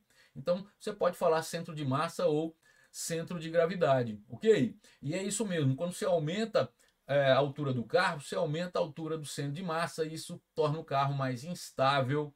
Então, vamos deixar o carro com as rodas com o diâmetro original. Quer mudar a roda para uma roda mais esportiva, mas mantém o diâmetro das rodas, ok? Então tá aí, logo de cara, na letra A, né? Vamos aqui anotar o gabarito, elevar a posição do centro de massa, vai ficar mais instável, aumentar a velocidade do automóvel em relação à indicada pelo velocímetro, portanto, gabarito, letra A. Tá aí, certo? Essa foi bem rápido, vamos para a próxima. 125. A figura representa um prisma óptico constituído de um material transparente, cujo índice de refração é crescente com a frequência da luz que sobre ele incide. Olha, isso aí é um conhecimento que pode ser que alguns estudantes já tenham, certo? Mas ele está dizendo, ó, o índice de refração ele cresce com a frequência da luz que incide sobre ele, tá? Muito bem. Um feixe luminoso composto por luzes vermelha, azul e verde. Vermelha, azul e verde. Tá aqui, ó. Incide na face A, emerge na face B e após ser refletido por um espelho, incide no filme para fotografia colorida, revelando 3 pontos. Agora sim. Muito bem. Considerando os pontos luminosos revelados no filme, de acordo com cada cor da luz, claro, de baixo para cima, constatam-se as seguintes cores. Tá bom, pessoal, é o seguinte. O que é que tem aqui nesse quadro? Ele está dizendo que o comprimento de onda está aumentando assim, né? Agora, quando se trata de luz, uma onda eletromagnética, você se lembra que, vamos pensar que está se propagando aqui no vácuo, como é que é? V lambda F, C é lambda F, velocidade da luz no vácuo, isso não muda. Isso quer dizer, isso para o mesmo meio, que é o que está aqui, tá? Que é o que está aqui. Depois eu venho aqui para a refração. Isso é só para mexer um pouquinho nesse quadro, quero completá-lo. Isso quer dizer que a frequência e o comprimento de onda são inversamente proporcionais. Então, se o comprimento de onda está aumentando, a frequência está diminuindo. Ou, se preferir, a frequência aumenta no sentido contrário, né? A frequência, vamos criar aqui uma setinha para frequência. Deixa eu ver se eu tenho uma seta aqui. A frequência está aumentando assim, ó, no sentido contrário do comprimento de onda. O comprimento de onda está aqui, eu só estou colocando uma setinha, mas é isso que está aqui, indicado, certo? Ó, é como cresce o comprimento de onda, como a frequência e o comprimento de onda são inversamente proporcionais, a frequência está crescendo no sentido contrário. E como de amarelo ele diz que o índice de refração é crescente com a frequência, então o índice de refração também cresce nesse sentido. Se o índice de refração também cresce nesse sentido, são essas 3 cores, não são? O índice de refração desse material, o índice é do material, para a cor azul, vou anotar aqui, é maior do que para a cor verde, maior que para a cor vermelha. Vermelha, certo? De novo, V lambda F para esse quadro, a velocidade é a mesma, que eu não estou falando de meios diferentes, estou pensando aqui no vácuo, C constante, frequência e comprimento de onda são inversamente proporcionais. Se o comprimento de onda está aumentando assim, a frequência aumenta no sentido contrário, e segundo o que está de amarelo aí, a frequência e o comprimento de onda, a frequência e o índice de refração crescem no mesmo sentido. Ele está dizendo isso, o índice de refração cresce com a frequência. Então, maior frequência, maior índice de refração. A frequência da luz azul é maior que a frequência da luz verde, que é maior que a frequência da luz vermelha. Então, o índice de refração da luz azul é maior que da verde, maior que da vermelha, certo? Agora, eu quero relembrar com você algo. Eu acho que é importante relembrar aquela história. Eu não quero só que você marque o gabarito. Quero relembrar uma coisa contigo importante, que é como é que a luz se desvia quando muda de meio. Você lembra isso? Vou criar aqui uma situação, ó. Preste atenção, tá? Isso aqui é um meio de separação, tá? Uma superfície de separação, na verdade, de dois meios, 1 e 2. E como é que é a história? Numa incidência não perpendicular, a luz sofre desvio, que se for perpendicular ela não se desvia, lembra? A direção do raio incidente é essa aqui, ó, que eu vou representar com essa linha tracejada. É a direção do raio incidente, certo? A normal tá aqui, a reta normal, aí eu vou colocar o nome, certo? A reta normal. Esse ângulo aqui é o ângulo de incidência. E agora eu vou pensar no seguinte, como é a segunda lei da refração? Você se lembra que para a segunda lei da refração, como é que ficaria aqui? N1 seno de I, N2 seno de R. Isso aqui é só para te convencer de algo que depois eu vou usar ali. Eu não tenho certeza se você se lembra disso, isso pode atrapalhar a explicação, tá? Eu não quero isso de forma alguma, certo? O que é que significa isso? Se o meio 2 é mais refringente que 1, que é o que eu quero, o que vai acontecer? Se o N2 é maior do que o N1, certo? Esse cara é maior do que esse, como o produto é igual, o que é que significa? Que o seno de I é maior do que o seno de R. Se preferir, ó, aqui, se N1 é menor do que N2, o seno de I é maior que o seno de R. Mas se o seno de I é maior do que o seno de R, é porque I é maior do que R. Ou se preferir, R é menor, o que é que significa isso? Que ele se aproxima da normal. R é aqui, ó. Então você entende que quanto maior o N, mais ele se aproxima, só que o desvio é medido em relação à direção do raio incidente. O desvio é esse aqui de vermelho, ó. Então, quanto maior o N, mais ele se desvia da direção incidente. É isso que eu queria que você se lembrasse. Logo, vamos lá, quanto maior o N, mais a luz vai se desviar. Quem é que mais se desviou nessa primeira refração? Ó, quem que vai mais se desviar? Quem tem maior N, que é a luz azul. Então, o desvio angular é maior aqui, depois de novo aqui, veja lá quem que sofre maior desvio. Quem sofreu menor desvio é esse raio, o maior desvio é esse. Então, aqui é a cor vermelha, esse cara é a cor vermelha, esse cara aqui, ó, o desvio intermediário é o verde. Aí, como dois começam com V, vamos fazer assim, né? Vermelho. Aqui é o verde. E quem se desviou mais foi o azul. Compreende isso? Que esse cara aqui, na primeira refração, logo é quem mais se desvia da direção incidente. O vermelho é que menos se desvia. Se é o azul, segue aqui, ó. Aqui vai ser azul. Certo?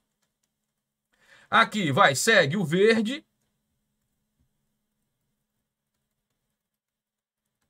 E para fechar, aqui, ó, vai seguir lá o vermelho. Aqui, ó, incide aqui e reflete aqui o vermelho. Então, de baixo para cima, cadê?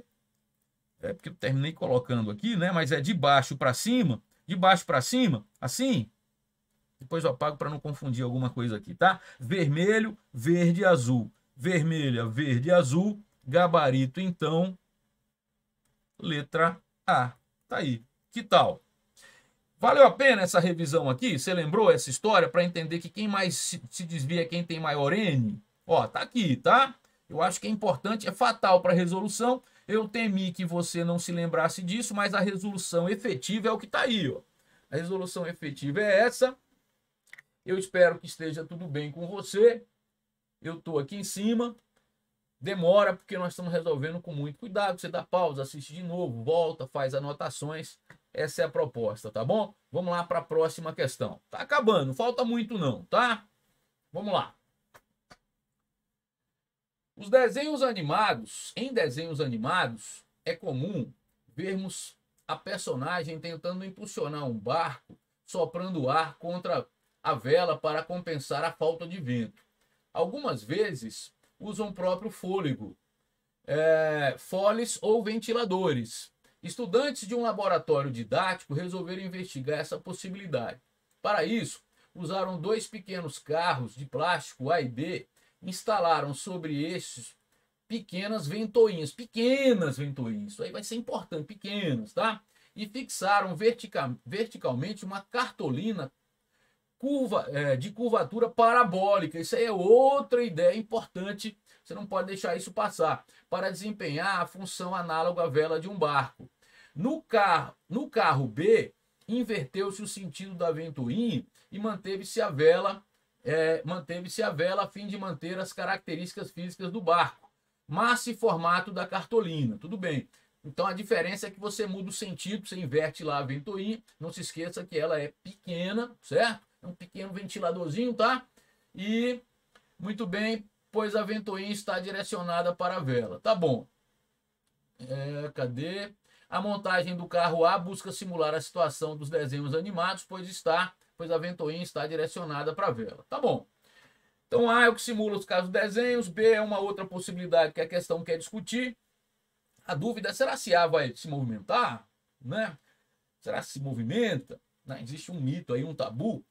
Com os carros orientados de acordo com as figuras, os estudantes ligaram as ventoinhas aguardando o fluxo de ar ficar permanente e determinar os módulos das velocidades médias dos carros para A, VA, para B, VB, para o mesmo intervalo de tempo. A respeito das intensidades das velocidades médias e do sentido do movimento do carro A, os estudantes observaram o quê? Tá bom, muito bem, pessoal. Tem duas sacadas aí. Quais são as duas sacadas importantes? Eu vou destacar aqui. Primeiro, é quando ele diz que essa ventoinha, ela é pequena. Vamos procurar isso. Onde é que está aqui? Instalaram sobre estes pequenas ventoinhas. Aqui, ó, pequenas ventoinhas. Pequenas para você considerar como um ponto, tá? Como se fosse um ponto. Muito bem. E outro momento importante do enunciado, esse aí, sem ele, a coisa não poderia ser discutida, é quando ele disse que a cartolina, ela tá aqui, ó, com uma curvatura parabólica. Porque aí é que, com a junção da ventoinha pequena, é que a coisa vai funcionar. Para você entender o que está acontecendo nos dois carrinhos aqui, ó, sabe o que eu fiz?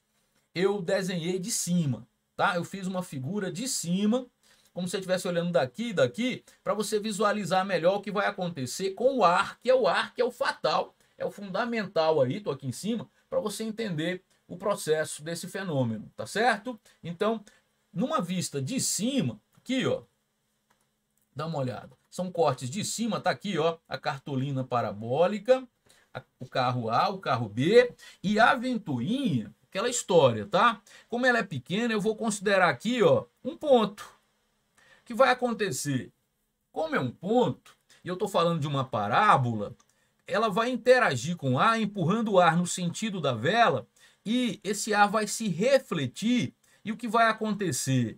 Esse ar que vai no sentido da vela, pessoal, ele emerge, ó, assim, ó. Dá uma olhada. Posso até melhorar depois o desenho, mas ele atinge a vela e, em função de ser parabólico, ele emerge assim, olha só, paralelo ao eixo do carrinho. Isso quer dizer que o sistema, claro que aqui é um choque que não é perfeitamente elástico, tem energia dissipada aqui, tá? Mas aí o que vai acontecer? Isso quer dizer que o sistema todo está empurrando o ar para trás com uma velocidade V. O sistema carrinho-vela, o carrinho, ventoinha, vela, esse sistema, preste atenção agora, ele empurra o ar para trás com velocidade V, deixa eu melhorar aqui, com velocidade V, certo? O ar está sendo empurrado para trás com velocidade V. Aí, olha só, deixa eu ficar maior aqui para você, aqui em cima.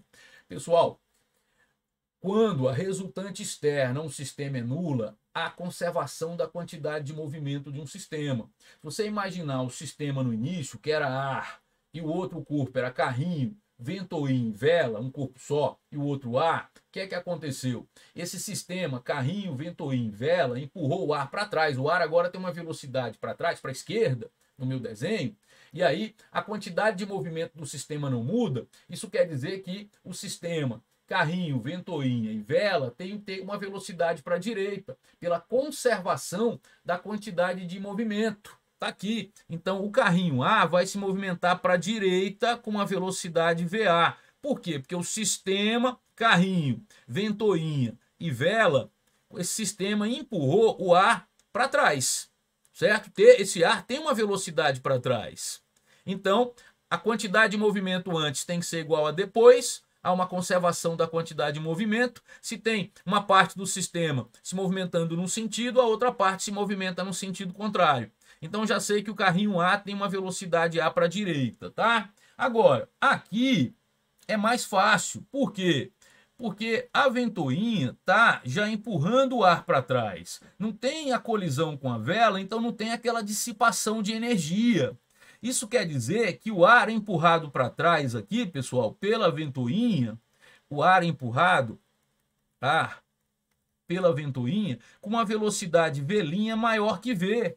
Por que a velocidade é V' maior do que V? Porque não teve a colisão onde a energia seria dissipada, você entende? Então, se essa velocidade do ar é V' maior do que V, aí eu vou para o mesmo raciocínio do caso anterior.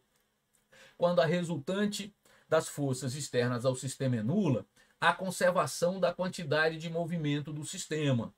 Como no início estava todo mundo em repouso, a quantidade de movimento antes era zero, então a quantidade de movimento do sistema depois é zero. Se parte do sistema, que é o ar, está se movimentando num sentido, a outra parte do sistema se movimenta no sentido contrário. Se essa velocidade é maior do que, no caso A, para o ar, então para o carrinho também tem que ser maior, para o caso B, entende? Então, a velocidade de B aqui, do carrinho na situação B, é maior do que a velocidade de A, porque V', a velocidade do ar aqui é maior do que aqui. Por que mesmo? Porque não tem a energia dissipada que teve na colisão com a vela. Então eu tenho uma velocidade de A maior que zero, menor do que a velocidade de B, e A se movimentando para a direita, tá? É isso que eu tenho que procurar. E A se movimentando aqui para a direita, certo? Vamos procurar isso e marcar o gabarito. Zero velocidade de A, ajuda aí, tá pequeno. Zero velocidade, zero menor que velocidade de A, menor que velocidade de B. Estou na letra B para ver se é. Carrinho A se move para a direita, é isso? É isso, vou marcar aqui e a gente confere de novo. Zero menor que a velocidade de A, menor que a velocidade de B. O carro A se move para a direita, gabarito B de bola. Tá aí uma explicação com muito cuidado para você, certo? Ok? Muito bem. Vamos passar para mais uma questão. Foco, concentração aí na nossa lousa eletrônica. Tá aí, certo? Aquela história, não me intimido por tamanho de enunciados. Vai, repete comigo, não vou me intimidar por tamanho de enunciados. Textos, não vou me intimidar. Repete, é sério, não vou me intimidar. Confiança, isso não vai baixar minha autoestima. Ah, aparece um gráfico que eu nunca vi na vida. Se concentre. Veja, a prova tem essa expectativa já. Agora, confiança que você estudou, entende os fenômenos físicos e vai, com a sua interpretação, chegar à resposta correta. Não se intimide não, olha o tamanho desse enunciado. Aí você já vai com autoestima baixa, isso te prejudica, certo? Vamos lá juntos, vamos lá. Muitos primatas, incluindo nós humanos, possuem visão tricomática. Tem 3 pigmentos visuais na retina sensíveis à luz de uma determinada faixa de comprimento de onda. Informalmente, embora os pigmentos em si não possuam cores, esses são conhecidos como pigmentos azul, verde e vermelho e estão associados à cor que causa grande excitação ou ativação. A sensação que temos ao observar um objeto colorido decorre da ativação relativa aos 3 pigmentos. Ou seja, se estimulássemos a retina com a luz na faixa de 530 nanômetro, nano é 10 a menos 9, mas aí nem precisa, que é o retângulo 1, vê lá, ele está explicando, ou seja, se estimulássemos a retina com a luz na faixa de 500 nanômetros, o retângulo 1, olha aí para a figura, esse retângulo 1 aqui, ó, nessa faixa de 500 nanômetros, não excitaríamos o pigmento azul. Veja que o pigmento azul está totalmente fora. Aqui a legenda, essa linha sólida é o azul, tá? Então, nessa faixa desse retângulo 1, você não atinge o pigmento azul, não excita o pigmento azul. É verdade. O que mais? Me perdi. Ou seja, se estimulássemos a retina com a luz na faixa de 530 nanômetros, retângulo 1, não excitaríamos o pigmento azul. O pigmento verde seria excitado ao máximo. Lá é verdade, no retângulo 1, né? e o vermelho seria em torno de 75%. O verde, do máximo, o vermelho em 75%. Já aqui eu vou antecipar, é o contrário, né? Você tem praticamente no máximo uma e o outro cai para 70%. Na verdade, você tem aqui, ó, igual para os dois, praticamente, ó. Tanto para o retângulo 1 como para o retângulo 2, que pigmento é esse aqui? Essa linha pontilhada, né? Pontilhada é vermelho, tá? A tracejada, vamos acontecer, já que a prova é preto e branco, é o verde e a sólida é o azul. Pronto, é isso. Vamos ler de novo, então, na sequência. Onde é que eu estava? Ou seja, eu vou retomar daqui, tá? Se estimulássemos a retina com luz na faixa de 530 nanômetros, retângulo 1, não excitaríamos o pigmento azul, ele está fora. O pigmento verde seria ativado ao máximo, vê que verde está lá no pico, certo? Que é a linha tracejada, tá? A linha tracejada. E o vermelho seria ativado aproximadamente 75%, retângulo 1, que é a linha pontilhada. Pode conferir lá. E isso nos daria a sensação de ver uma cor amarelada. Já uma luz na faixa do comprimento de onda de 600 nanômetros, que é o próximo retângulo, o retângulo 2, estimula o pigmento verde. Cadê? Retângulo 2, estimularia o pigmento verde um pouco, é verdade, cadê? Verde quem é? É a tracejada, é pouco, ó, ok? E o pigmento vermelho, que é a pontilhada, cadê? Em torno de 75%, que é aquilo que eu tinha visto aqui, que é praticamente igual aqui, né? É praticamente igual o vermelho, em torno do valor que ele está dizendo que é 75%, certo? Aqui o verde, o retângulo verde no máximo, né? Aqui o verde pouco, e o vermelho igual. Azul nada, porque o azul está totalmente fora dessas faixas, certo? Tá entendendo? Deu aí para entender o que representa? Muito bem. Aí veja. Isso nos daria a sensação do alaranjado avermelhado, o laranja avermelhado. Tá bom. Agora veja, no entanto, há características genéticas presentes em alguns indivíduos conhecidas coletivamente como daltonismo, em que um ou mais pigmentos não funcionam perfeitamente. Você estudou isso em biologia. Pode também ser uma questão de biologia, tá aí, uma questão de física e biologia, certo? Caso estimulássemos a retina de um indivíduo com essa característica, que não possuísse o pigmento conhecido como verde, não possui o verde, tá? Vou até usar aqui a cor verde na resolução para ser mais didático, tá? Não possui o verde, certo? Com luzes de 530 e 600 nanômetros. De 530 e 600 nanômetros. Aqui, ó. Certo? 530 e 600 nanômetros na mesma intensidade luminosa. Um retângulo e o outro retângulo. Esse indivíduo seria incapaz de quê? Aí calma, pessoal. Antes de mais nada, não sai lendo não. Vamos pensar aqui, vou até ficar maior. Espera aí. Você entendeu que tem células que se sensibilizam por essas três cores?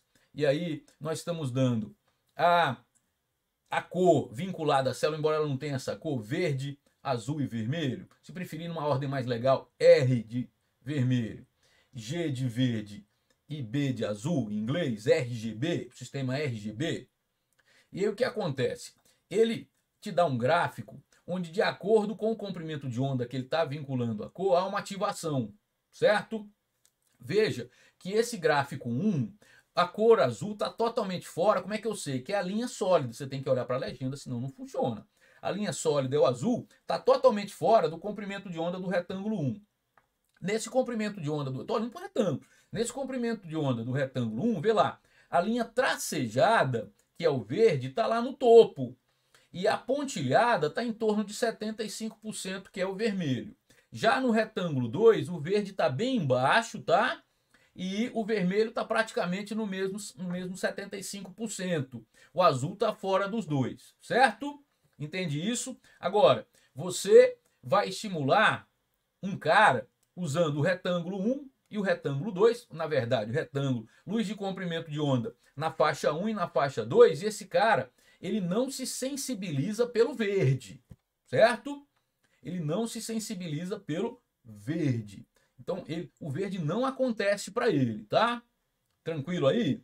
Aí veja, se o verde não acontece para ele, o que vai acontecer? No retângulo 1, como ele não é sensibilizado pelo verde, ele vai ter, olha lá para o retângulo 1, só o vermelho na mesma intensidade do retângulo 2, porque a diferença seria pelo percentual do verde, concorda? Que no retângulo 2 é bem menor.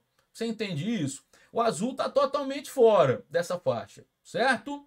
Aí vamos lá. Vamos agora que você entendeu, eu vou dar uma lida, vamos focar aqui, eu vou sair e você vai ler com paciência. Aí tem que ler. Esse indivíduo seria incapaz. Toda vez que você começar uma nova letra, você tem que começar com essa frase aqui, ó, certo?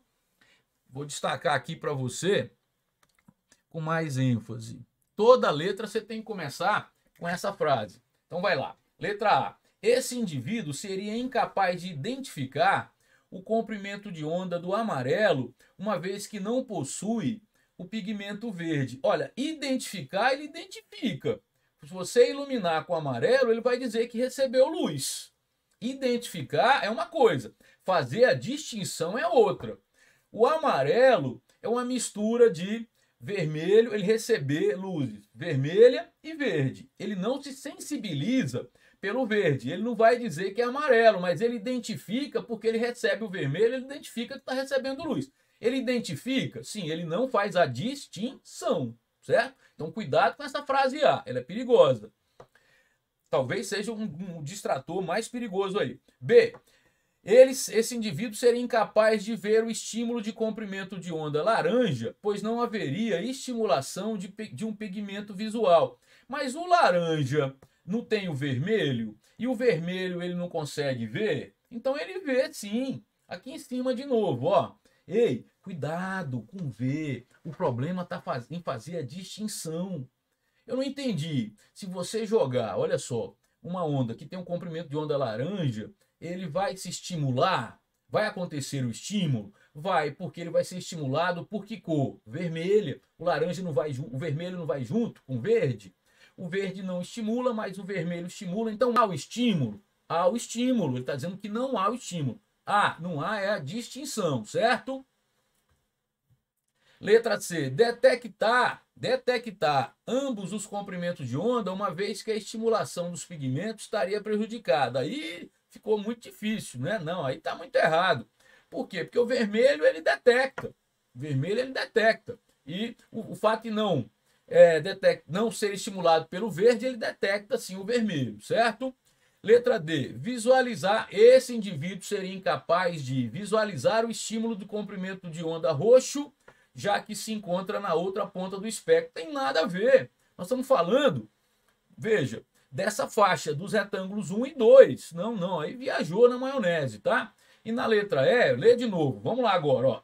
Esse indivíduo seria incapaz de distinguir os dois comprimentos de onda, pois ambos estimulam o pigmento vermelho na mesma intensidade. Beleza, por quê?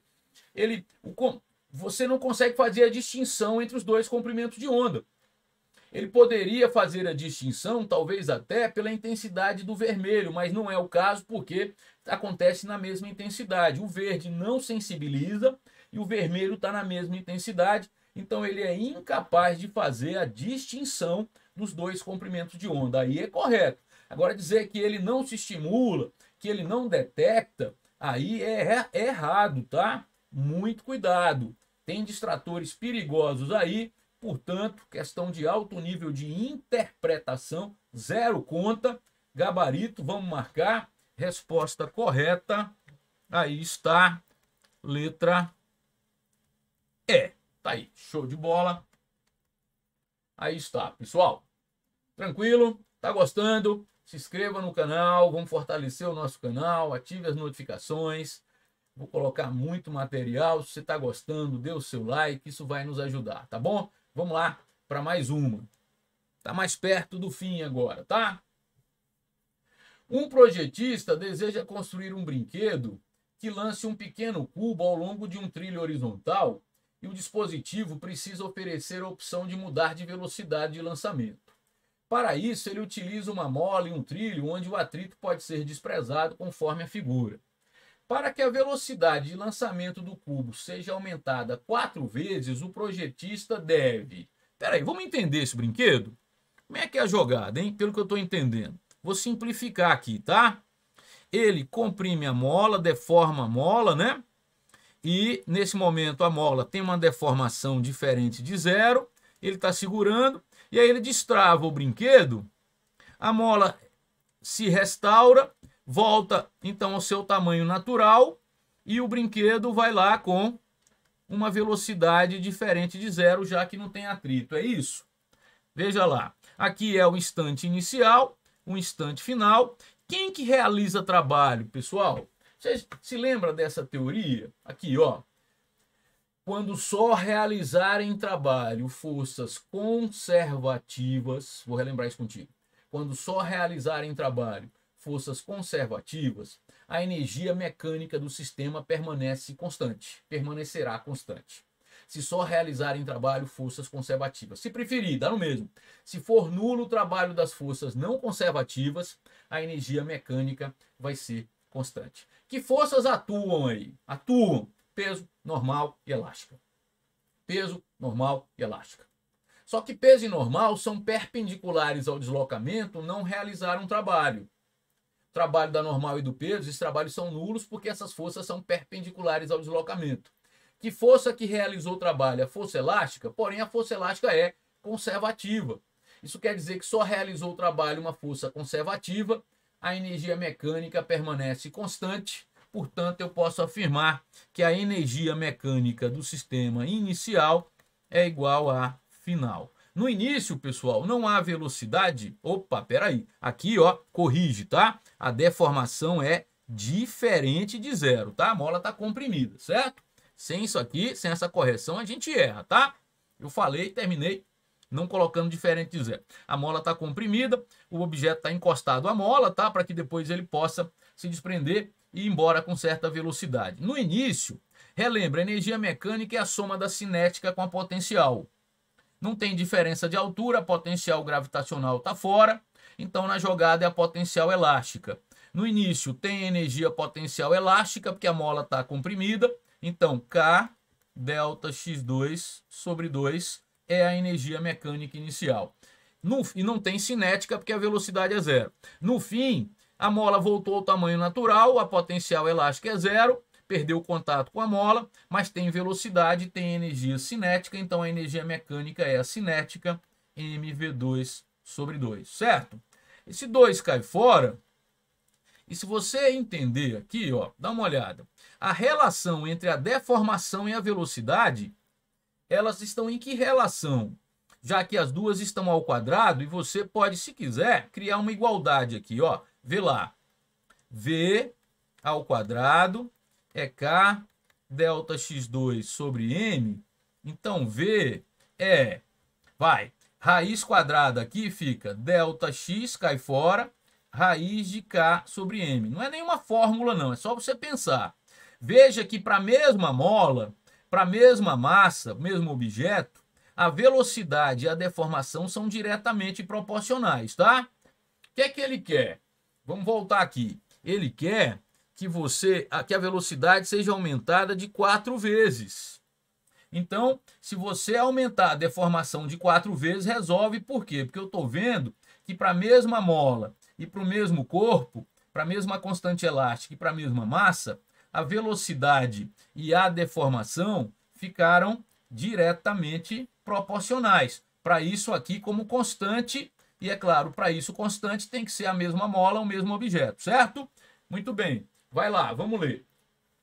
O projetista deve, letra A, manter a mesma mola, o mesmo K, e aumentar 2 vezes a deformação. Se você aumentar 2 vezes a deformação, você vai aumentar 2 vezes a velocidade, não resolve. Letra B, manter a mesma mola, mesma constante elástica, e aumentar 4 vezes a deformação. Portanto, aqui sim, manter o nosso padrão, né? Costumamos marcar de vermelho. Manter a mesma mola, a mesma constante elástica, aumentar 4 vezes a sua deformação. Se você aumenta 4 vezes a deformação, aqui ó, você aumenta 4 vezes a velocidade, e é isso que ele quer, portanto, gabarito B de bola. Tá aí mais uma questão resolvida, certo? Só para você entender, quando ele diz que vai trocar a mola na letra D, trocar a mola por outra de constante elástica 2 vezes maior e manter a deformação.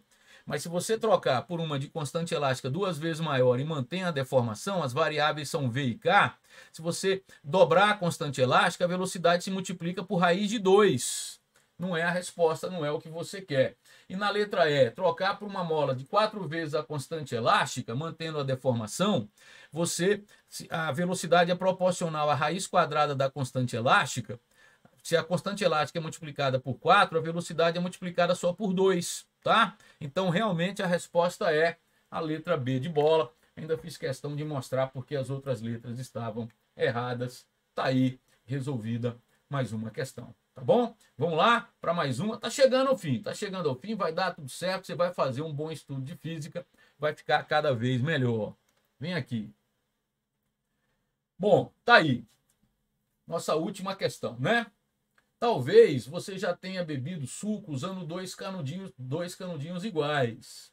Entretanto, pode-se verificar que se colocar um canudo imerso no suco e outro de lado de fora do líquido, fazendo a sucção simultaneamente em ambos, você terá dificuldade de bebê-lo. Essa dificuldade ocorre por quê? Pessoal, por que o líquido sobe? Tá usando um canudinho só para simplificar. O que acontece? Quando você puxa, tá? Você está puxando o ar, o que vai acontecer? Vai existir uma diferença de pressão entre a pressão atmosférica e a pressão de sua boca. Isso quer dizer que a pressão atmosférica empurra o líquido para a boca. É isso. Tem que existir essa diferença de pressão, senão o canudinho não vai funcionar. Se você faz um furo no canudinho, dá no mesmo. A pressão da sua boca tem que ficar diferente da pressão atmosférica para que a pressão atmosférica empurre o líquido para a boca. É isso. A jogada é essa. Quando você usa um canudinho, volta, um canudinho dentro e outro fora, o que vai acontecer? Se fosse só o canudinho dentro, tranquilo, mas o canudinho fora, esse cara que está fora, aqui a pressão é a pressão atmosférica. Vai fazer com que a pressão na boca também seja igual à pressão atmosférica. Então, não existindo diferença de pressão aqui, o líquido não vai subir. Veja, tem a pressão atmosférica aqui sobre o líquido e a pressão na boca também é atmosférica, o líquido está pressionado aqui pela mesma pressão que fora, então o líquido não sobe. Diferentemente, se a pressão na boca fosse diferente da atmosférica, certo? O que iria acontecer? A pressão atmosférica menor do que a pressão atmosférica empurraria o líquido. Então é isso, quando você usa os dois canudinhos, você iguala a pressão da boca à pressão atmosférica. É como se você estivesse usando um canudinho com um furo muito grande, certo? É isso. Deu para entender? Vamos então procurar resposta conivente com isso para fechar a resolução dessas questões de física da prova do Enem 2018. Topa lá? Vamos procurar? Ufa, né? Foi longo. Essa dificuldade ocorre porque a força necessária para a sucção do ar e do suco simultaneamente dobra, não tem nada a ver com isso. A densidade do ar é menor do que do suco, mas não é por isso, né? Continua sendo com um ou dois canudinhos. A velocidade com que o suco sobe deve ser constante nos dois canudinhos, o que é impossível com dois, nada a ver com isso. O peso da coluna de suco é consideravelmente maior que o peso da coluna de ar, o que dificulta a sucção. E aí, veja, o peso da coluna de suco é maior do que a de ar. Veja, escute, isso depende da altura dessas colunas, né? E, finalmente, a letra E. Pressão no interior da boca assume praticamente o mesmo valor daquela sobre o suco. E aí, não tem jeito. A pressão atmosférica deixa de empurrar o líquido para a boca. E é isso que está na letra E. Gabarito letra E. E é isso. Estou aqui, pessoal.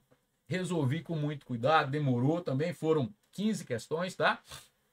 De física no Enem 2018.